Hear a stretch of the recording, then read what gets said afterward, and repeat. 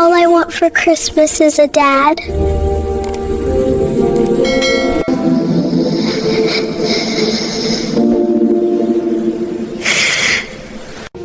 All I want for Christmas is a dad. Can you be my dad? Of course I can be there for you. Chun Hyun-Jae had never been asked for mercy. In 30 years of blood and power, he'd received threats, bribes, and betrayals, but never tears. Never a child's trembling voice asking for the one thing his empire couldn't buy. On a Christmas-lit evening in Seoul's most exclusive restaurant, an 8-year-old girl walked up to the most dangerous man in the underworld and said 5 words that would crack his world in half. "I want a dad for Christmas." Asterisk. What happened next would shock his enemies, transform his empire, and prove that even the coldest heart can be melted by a child's wish. This is their story. And if you love tales of redemption, found family, and unexpected Christmas miracles, hit that subscribe button now so Chun Hyun-Jae owns Seoul. The 30-year-old Korean Mafia boss had built an empire from violence and calculation. Real estate developments that reshaped the Gangnam skyline, underground gambling operations that moved millions weekly, entertainment districts where pleasure and danger blurred into profit. On paper, everything gleamed with legitimacy. Beneath the surface, his network made prosecutors nervous and rival organizations extinct. Politicians needed his approval before making moves. Criminal syndicates learned quickly. You negotiated with Chun or you disappeared. His penthouse in the Hanam-dong Hills cost more than most families earned in 3 lifetimes. But on Christmas Eve, surrounded by floor-to-ceiling windows showcasing Seoul's glittering lights like scattered diamonds across black velvet, Chun sat alone in the dark. No family dinners awaited him. His mother had died when he was 16, beaten to death by the father who taught Chun that weakness was unforgivable. He'd learned the lesson well. His younger half-brother lived somewhere in Busan, a stranger who'd taken their mother's maiden name and refused contact, terrified of the monster Chun had become. The women who shared his bed never stayed past dawn, and his associates feared him too religiously for friendship. 30 years old, wealthier than he'd imagined possible as a starving child scrounging for food in Itaewon's back alleys. Master of everything he surveyed, except the gnawing emptiness that no amount of expensive whiskey could fill. He didn't know that in a cramped apartment in Seoul, 8 kilometers south, an 8-year-old girl was about to change everything. Before we continue, if you're already hooked on Chun's story and want to see how this powerful mafia boss transforms into something he never thought possible, make sure you're subscribed. Trust me, you won't want to miss what happens next. Asterisk, asterisk. The restaurant on Gangnam's Abgyujong Street was one of Chun's legitimate showpieces. Upscale Korean fusion. Exclusive. The kind of establishment where reservations require connections and patience.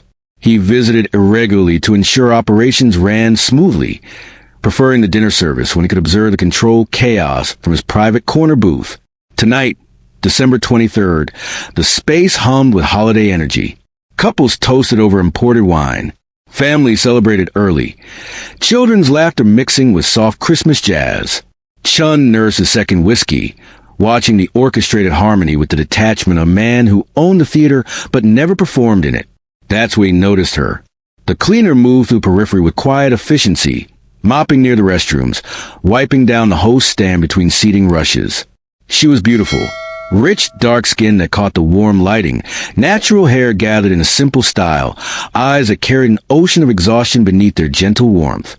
But it was the tension in her shoulders that caught his attention. The way she kept glancing toward a corner table where a small girl sat bent over homework. Her daughter's presence here unusual, concerning. Chika Okoye.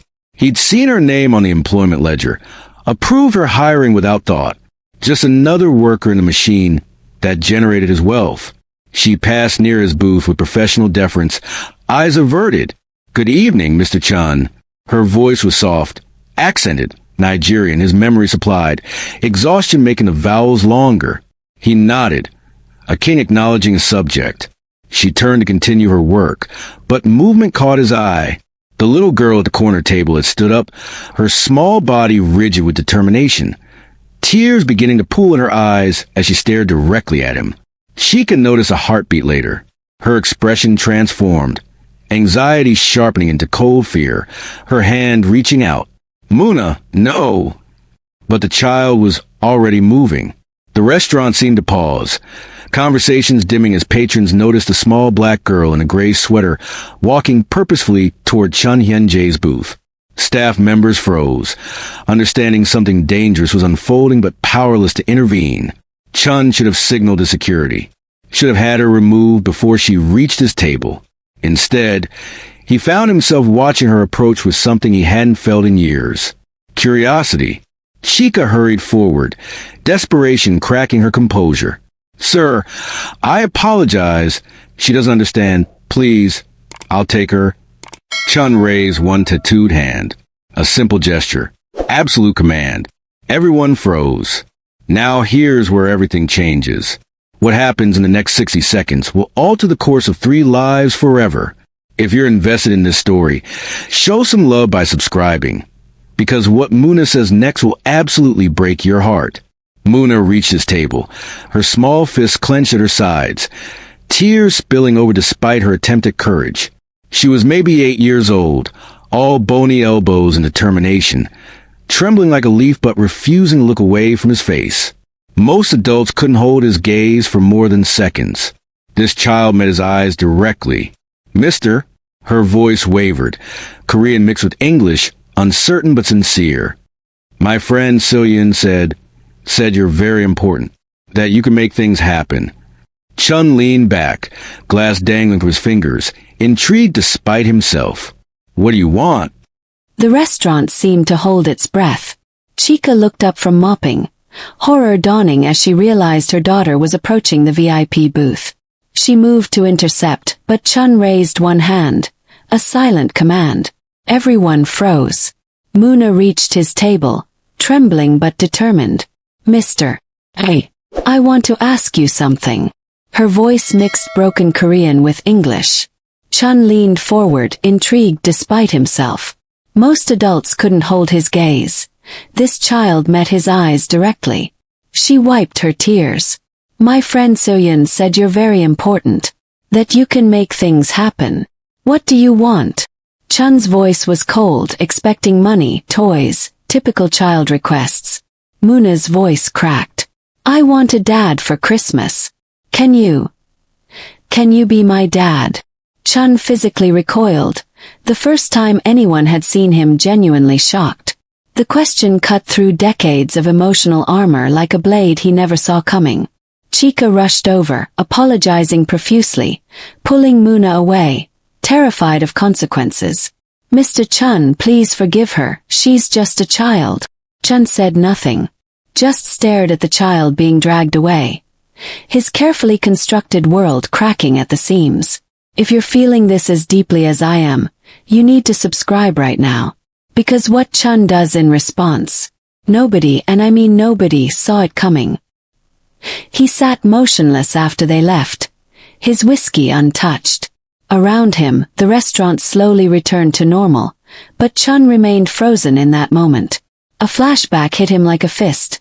7 years old, hiding in a closet while his father beat his mother in the next room, whispering to himself, "I wish I had a different dad. I wish I had a dad who didn't hurt us." He'd buried that child deep, built walls so thick nothing could penetrate them. Until tonight, Chun signaled his assistant Min-suk, who appeared instantly. "Find out everything about the cleaner, Chika Okoye, and her daughter. Sir, everything. Where they live, what they need. Shios. Do it quietly." Min-suk's eyes widened fractionally, the only sign of his shock, then nodded and disappeared. Chun left the restaurant without finishing his drink, a first in 15 years. Outside, snow had begun to fall, soft and silent. Through the window, he watched Chika kneeling beside Muna, wiping her daughter's tears, holding her close. His hand clenched into a fist. Something had broken inside him. Or perhaps something had finally cracked open. The next morning, Chika found an envelope slipped under her apartment door. Inside, enough cash for 3 months' rent and a simple note in neat Korean script. For the girl who asked. Chika's hands trembled as she read it. She should have felt relief. Instead, ice flooded her veins. She knew exactly who it was from. And she knew that men like Chun Hyun-Jae never gave anything without expecting something in return. This is just the beginning of a dangerous game neither of them understands yet. Hit subscribe because in the next part, Chun becomes someone even his own people don't recognize. And trust me, you'll want to see it. 2 weeks later. Christmas had passed, but the encounter haunted Chun like a ghost he couldn't exorcise. The file on his desk was thorough. Min-suk's people were nothing if not efficient. Chika, 32, Nigerian immigrant, arrived in Seoul 6 years ago. Works 3 jobs. Restaurant cleaner, overnight laundry service, weekend hotel housekeeping. Muno Okoye. Attends Siademan Elementary. Overcrowded, underfunded. Needs prescription glasses she can't afford. Medical records show malnutrition-related anemia. Father unknown/absent. Monthly income. Barely enough for rent and rice. Chun read it twice, his jaw tightening with each pass. The child who'd asked him to be her father was going hungry. He made a call. I need a scholarship established at Hanseong International School. Anonymous donor. Full tuition, meals, supplies. The recipient's name is Muna Okoye. Sir, that school costs. I know what it costs. Do it. Another call. The apartment building at 47 Hungsdong. Who owns it? A subsidiary of the Shin family, boss. Buy it. Today. Reduce all rents by 30%. Starting immediately. Third call. There's a grocery delivery service in Siademan-gu. I want weekly deliveries to apartment 302, building 47, Hungsdong. Quality food. Meat, vegetables, fruit. Bill it to my personal account. Never mention my name. Min-suk finally spoke up. Boss, why? Chun's eyes were cold. Because I said so. But the truth was simpler and more terrifying. Because a little girl had asked him to be her father, and he didn't know how to do that, except to protect her the only way he knew how. Okay, this is where it gets really good. Chun's becoming a secret guardian angel, but his world is about to notice. Subscribe now because the danger is coming, and it's coming fast. Chika noticed the changes within days. The rent reduction notice slipped under her door. The mysterious scholarship letter from Hanseong International.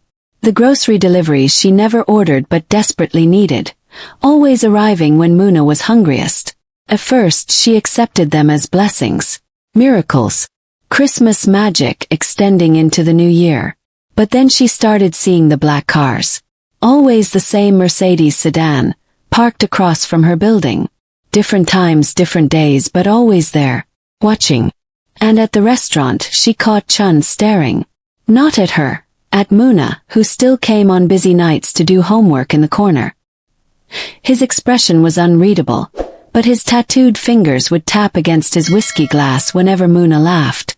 One evening, as Chika cleaned near his booth, she gathered her courage. Mr. Chun. The scholarship. The groceries. Was that? Did you? He didn't look at her. I don't know what you're talking about. Sir, Your daughter asked me a question. His voice was quiet, dangerous. I'm not good at answering questions. But I'm very good at solving problems. Chika's breath caught. What does that mean? Finally he met her eyes. It means no one will hurt her. Ever. That's what fathers do, isn't it? Before she could respond he stood, dropped cash on the table. Far more than his bill, and walked out into the night. Chika stood frozen, her heart hammering. She'd been right. Men like Chun never gave without taking. But what terrified her most was realizing. He wasn't asking for anything. He was just giving. And that's when Chun's enemies start paying attention. You're not ready for what comes next, but you need to be subscribed to see it. Drop a comment. Do you trust Chun? Because Chika's about to find out if she should. Meanwhile, across the city, in a smoke-filled room in Itaewon, Chun's movements were being discussed. Kim Tae-sung, head of the rival Baekdu gang, leaned back in his chair, studying the surveillance photos spread across the table. Chun Hyun-Jae entering a modest apartment building in Seoul. Chun watching a little girl through a restaurant window. Chun's expression, softer than it had ever been in 20 years of bloody rivalry. Well, well. Kim smiled, predatory and cold. The wolf has found a weakness. His lieutenant frowned. A cleaner and her daughter. Why would Chun? It doesn't matter why. Kim picked up a photo of Muna walking home from school, backpack bouncing. It only matters that he cares. And caring makes men stupid. He tapped the photo. Find out everything about them. And when the time is right. He didn't finish the sentence. He didn't need to. In the underworld, weakness was blood in the water. And the sharks were circling. Back at the restaurant, Muna approached Chun's booth again. Bolder this time, less tearful. Thank you, she said simply in careful Korean. For the school. Mama says someone answered my Christmas prayer. Chun's hand froze on his glass. You shouldn't thank me. Why not? Because I'm not a good man. Muna tilted her head, considering him with the brutal honesty only children possess. Mama says good men do good things. You did a good thing. Once. I did one good thing. Then do another one. She smiled, gap-toothed and radiant. That's what dads do. They keep trying. Before he could respond, she pulled a folded paper from her pocket and placed it on his table. Then she ran back to her corner before Chika could scold her. Chun unfolded the paper slowly. Crayon drawing. 3 stick figures holding hands. A tall man with dark hair, a woman with a bright smile, and a little girl in the middle. Above them, in careful child writing, My Family by Muna Okoye. Chun stared at the drawing for a full minute. His vision blurred. His throat tightened. Then very carefully, he folded the paper and slipped it into the inner pocket of his jacket, right over his heart. Minsuk approached. Boss, we have a problem. What? Kim Tae-sung's people have been asking questions. About the woman. And the girl. Chun's expression went arctic. How many questions? Enough to be a threat. No. This is about to get dangerous. Subscribe immediately because the next part, when violence comes for Muna, will have you on the edge of your seat. And Chun.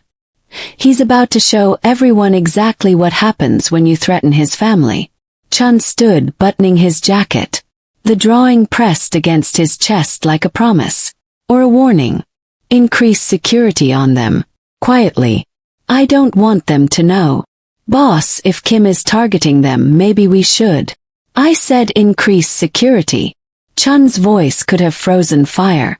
If anyone, and I mean anyone, gets within 10 meters of that child, they answer to me personally. Minsuk had served Chun for 8 years. He'd seen him order executions without blinking, watched him break rivals with surgical precision. But he'd never heard this tone before.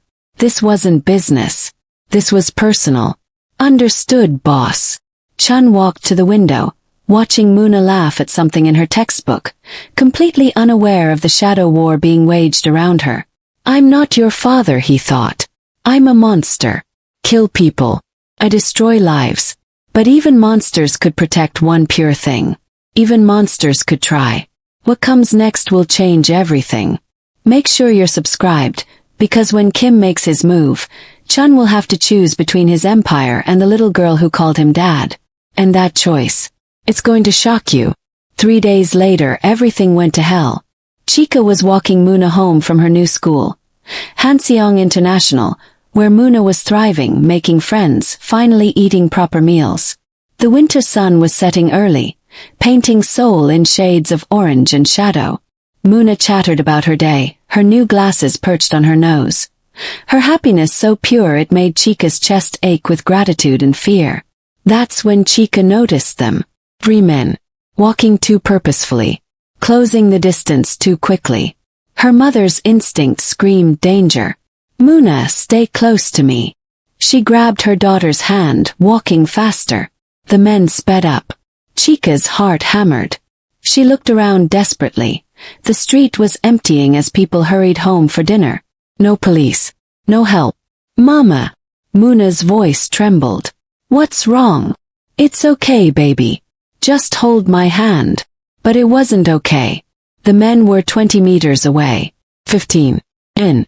Chika saw the intent in their eyes and knew with cold certainty. They weren't here to rob her. They were here for Muna. She pulled her daughter behind her, preparing to fight with everything she had, knowing it wouldn't be enough.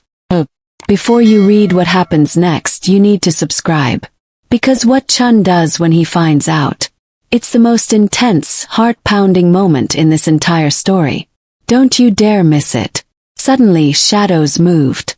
Four men in black suits emerged from seemingly nowhere.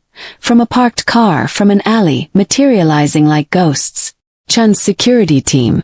The three attackers froze, recognizing the opposition. One reached for something in his jacket. A hand caught his wrist. Twisted. The crack of breaking bone echoed in the street. The fight was over in seconds. Professional. Brutal. Efficient. But one attacker broke through the line, lunging toward Muna with desperate speed. And then Chun was there. He appeared from a black Mercedes that screeched to a halt, moving with lethal precision honed by years of violence. He caught the attacker by the throat mid-lunge, lifted him off the ground with one tattooed hand, and slammed him against a wall so hard the brick cracked. Who sent you? Chun's voice was death itself. The man choked, terrified. Kim Tae-sung. Chun hit him. Once. The man crumpled unconscious. Then Chun turned to Chika and Muna. Muna had watched everything. Her eyes were wide, not with admiration now, but with fear. She'd seen the violence, the brutality, the monster beneath the man who'd bought her groceries and paid for her school. Stop! Muna's scream cut through the chaos. You're hurting them. Chun froze, blood on his knuckles, seeing the fear replace the hope in those innocent eyes. Felt like being stabbed. Chika pulled Muna behind her, her voice shaking. Who are you? What do you want from us? This is the moment everything changes. Chun has to reveal the truth. And the truth is brutal. If you're not subscribed yet, do it now. Because his confession is going to break your heart. Chun looked at his hands. The blood. The unconscious men. At the child cowering from him. His mask cracked. I'm keeping her safe. His voice was raw, vulnerable in a way his own people had never heard. That's what fathers do, isn't it? Chika's anger faltered at the brokenness in his tone. You're the Mafia boss everyone whispers about. The one politicians fear. The one who, yes, he didn't hide it, didn't soften it. I'm a killer. I've destroyed lives. Built an empire on fear and blood. I'm not a good man, Chika. I'm probably not even a man anymore. Just a weapon that learned to wear a suit. Then why? Because she asked me. Chun looked at Muna, his expression desperate. She asked me to be her father, and no one has ever looked at me and seen something worth loving. Something worth hoping for. Tears ran down his face, the first tears in 20 years. I don't know how to be what she needs, but I know how to protect her. I know how to keep her safe. And if you let me, his voice broke. If you let me, I'll spend every day trying to become worthy of what she asked me to be. Silence. Muna stepped out from behind her mother, trembling but brave. She walked to Chun and looked up at him, at this dangerous broken man who'd just beaten 3 people unconscious to save her. You came, she whispered. You protected us. Chun fell to his knees, bringing himself to her eye level. I'm sorry you saw that. I'm sorry I'm this. Muna reached out and touched his bloodied hand. Mama says everyone has 2 wolves inside them. A good one and a bad one. The one that wins is the one you feed. What if the bad wolf is all I know how to feed? Then I'll teach you. Her smile was small but real. That's what daughters do. I'm not crying, you're crying. If this moment hit you as hard as it hit me, subscribe and let me know in the comments. Because Chun's about to make a decision that will shock his entire organization. And you need to see it. Chun looked at Chika. Kim Tae-sung sent them. He knows I care about you. About Muna. He'll keep coming until I eliminate the threat. Eliminate? You mean kill him? That's usually how I solve problems. His honesty was brutal. But He looked at Muna. I want to show her there's another way. I don't know if I can. Chika was silent for a long moment. She should run. Should take Muna and disappear. But she saw something in Chun's eyes that made her pause. Not just desperation, but hope. The hope of a man who'd been drowning his entire life and had just found someone willing to throw him a rope. I need you to trust me, Chun said quietly. I'll end the threat permanently. But I need you to trust me to do it right. Chika looked at her daughter. At Muna's hand still holding Chun's bloodied one. I trust you, Muna said softly. You came for us. And somehow, impossibly, those 4 words from an 8-year-old gave the most powerful crime boss in Seoul the courage he needed to change.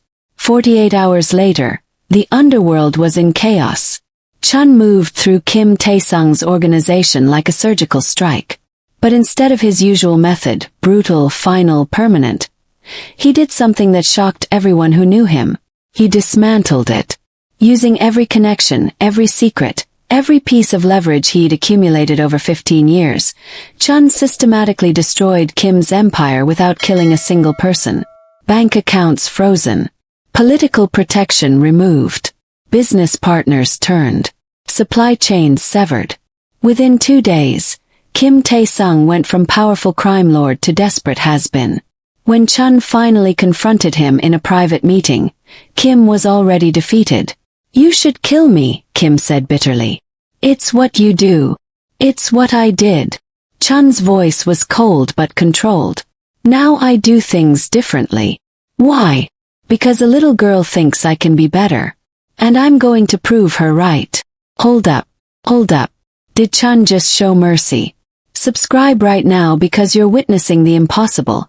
A ruthless mafia boss learning to be a father. And what happens next on Christmas morning? Pure magic. Chun forced Kim into retirement, into obscurity, with enough money to live quietly but not enough to ever threaten anyone again. He made it clear, if Kim ever came near Chika or Muna, mercy would end. Kim fled Seoul that night. Chun's organization was stunned. Min-suk approached him cautiously. Boss. People are talking. They say you've gone soft. Let them talk. Some of the younger lieutenants are considering. Considering what? Chun's eyes were ice. Testing me. Let them. I haven't gone soft, Min-suk. I've gotten focused. And anyone who threatens what I'm protecting will learn exactly how focused I can be. Min-suk understood. The boss hadn't weakened. He'd found something worth fighting for beyond himself. And that made him more dangerous than ever. Over the following weeks, Chun began legitimizing his empire. Not completely. He wasn't naive enough to think he could walk away from everything overnight. But slowly, carefully.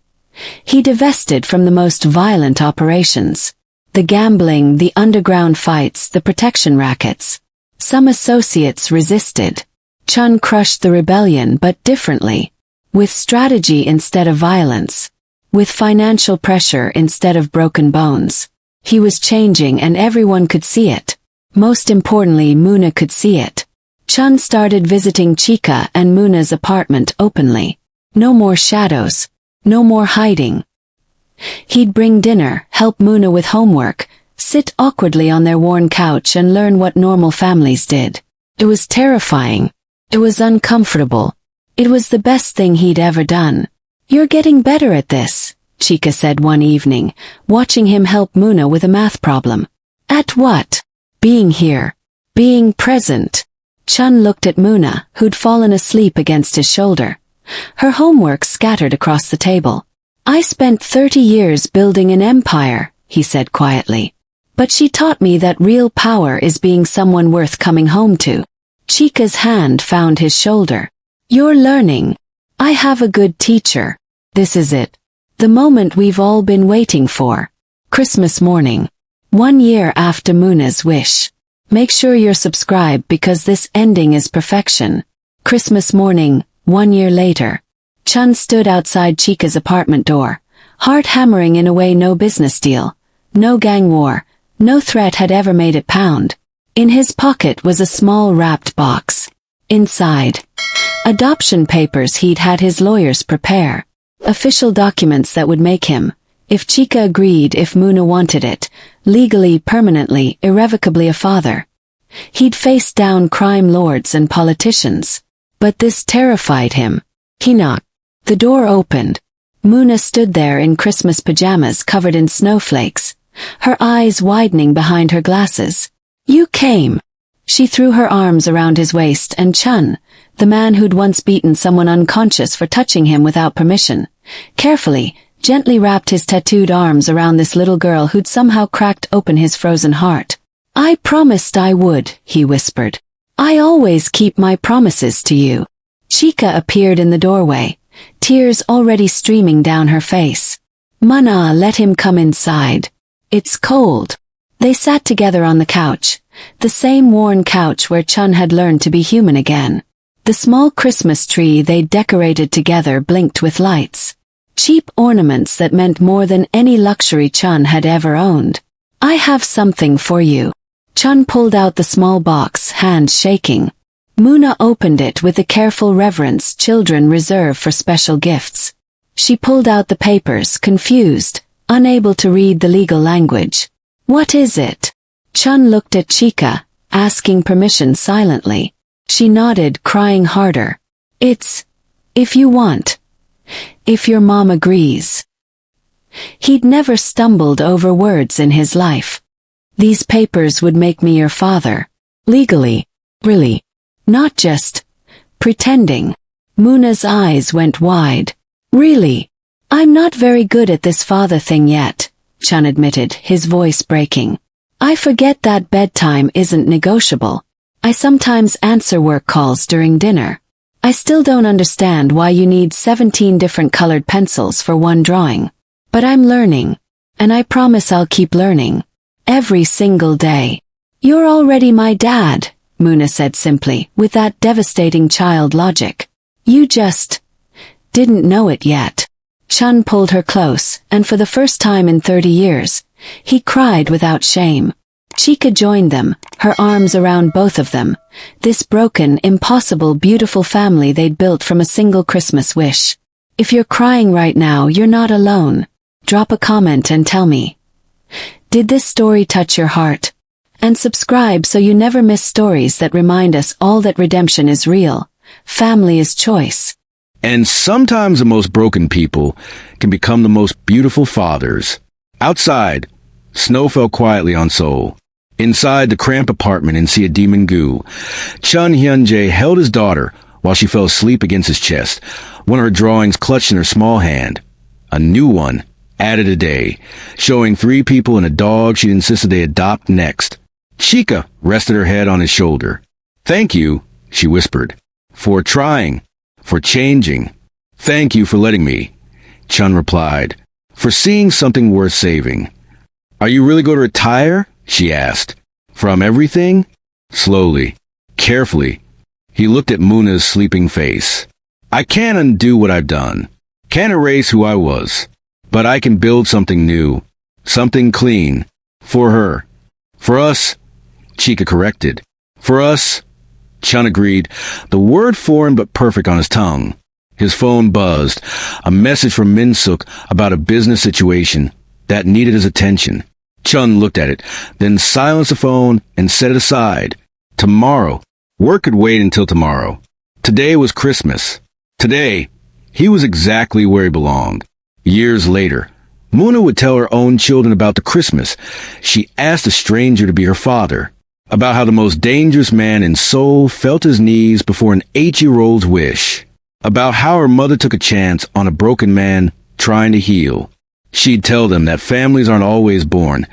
Sometimes they're built from courage, sacrifice, and the belief that people can change. And sometimes, just sometimes, Christmas miracles are real. For the first time in 30 years, Chun Hyun-Jae wasn't alone. And for the first time in his life, he wasn't afraid. You for reading this journey with me. If this story moved you, reminded you that redemption is possible, or made you believe in second chances, please subscribe and share it with someone who needs to hear that it's never too late to become the person you were meant to be. Drop a comment telling me your favorite moment. I read every single one. And remember, sometimes the greatest power isn't what you can take, but what you're willing to give. Until next time, Red Heart